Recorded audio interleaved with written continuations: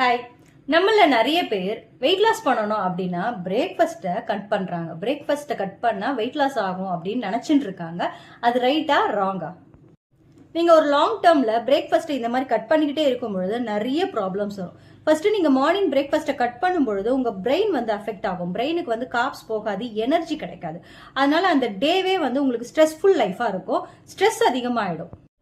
11 மணிக்கு மேல உங்களுக்கு ஹெவியா பசிக்க ஆரம்பிக்கும். இதனால ஓவர் இன்டேக் பண்ண ஆரம்பிப்பீங்க. ஓவர் இன்டேக் பண்ணா அதனுடைய விளைவு ஓவர் வெயிட் ஆர் ஒபிசிட்டி தான். இதனால உங்களோட வெயிட் லாஸ் ஆகாது.